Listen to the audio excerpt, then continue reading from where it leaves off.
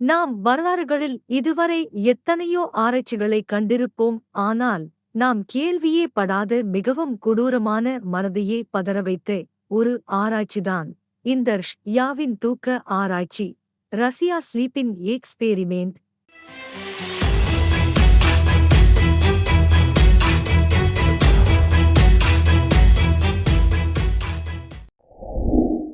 உலகப்போர் நடந்த காலகட்டத்தில் ரஷ்ய வீரர் தூங்கும் பொழுது அவர்கள் மீது தாக்குதல் நடத்தப்படுவதால் அவர்கள் தூங்காமல் இருந்தால் எப்படி இருக்கும் என்ற ஒரு விபரீத ஆராய்ச்சிதான் இது. இந்த ஆராய்ச்சியை பற்றிய முழுமையான தகவலை இந்த பதிவில் காண்போம்.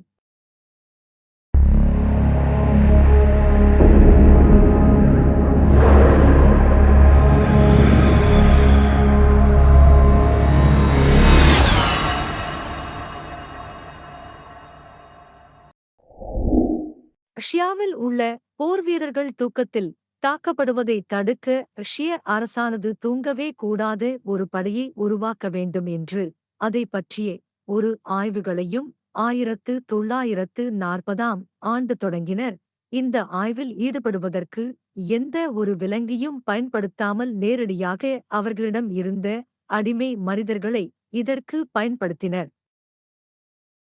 ஆராய்ச்சியாளர்கள் தூக்கமே வராத அளவிற்கு ஒரு வித்தியாசமான ஒரு வேதிப்பொருளை, பெர்வர்டின் என்ற வாயுவை கண்டறிகின்றனர்.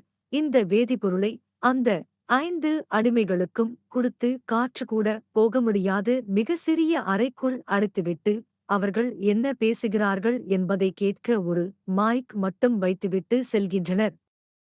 ஆனால் அந்த அறைக்குள் அவர்கள் உண்ண உணவு, கழிப்பிடம் மற்றும் தண்ணீர் போன்ற வசதிகளும் செய்யப்பட்டிருந்தன. இப்படியே இந்த 5 அடிமைகளும் தூக்கமே இல்லாமல் 4 நாட்களை சகஜமாக கழிக்கின்றனர். ஆனால் 5வது நாள் அப்படி இருக்கவில்லை. அந்த 5 அடிமைகளும் ஒருவரை ஒருவர் திட்டிக் கொண்டிருந்தனர்.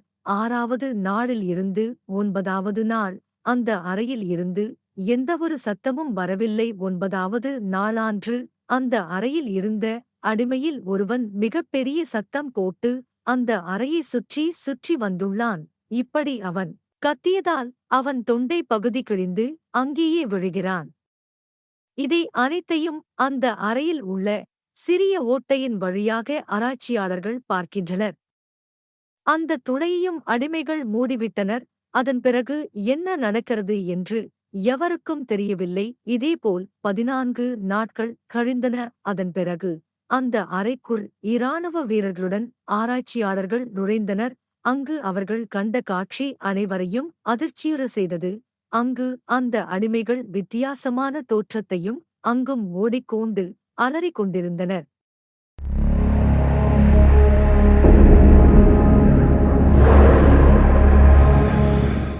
அதுமட்டுமின்றி அவர்கள் உடம்பில் உள்ள பாகங்களை கிழிந்தும் காணாமலும் இருந்தது.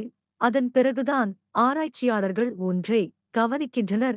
அந்த அறையில் வைக்க உணவுகளை அவர்கள் உண்ணவே இல்லை. அதற்கு பதிலாக அவர்களுடைய உடல் பாகங்களையே அவர்கள் பிடுங்கி அதனையே உண்டுள்ளனர்.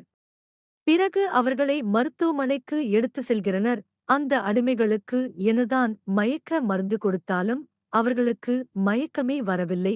அடுத்து ஒரு சில நொடிகளிலே அவர்கள் ஒவ்வொருவராக இறந்தனர். கடைசியாக ஒருவர் மட்டுமே சாகும் தருவாயில் இருக்கும் பொழுது அவரிடம் ஆராய்ச்சியாளர் கேட்கின்றனர், இந்த ஆராய்ச்சியை பற்றிய உன்னுடைய கருத்து என்னவென்று. அதற்கு அந்த அடிமை மனிதர், ஒருவனின் தூக்கத்தை அவரிடம் இருந்து பிரித்தால் அவன் மிருகமாக மாறுவான் என்று கூறுகிறார். இவ்வாறாக இந்த ஆராய்ச்சியில் ஈடுபடுத்தப்பட்ட அனைத்து அடிமைகளும் உயிரிழக்கின்றனர்.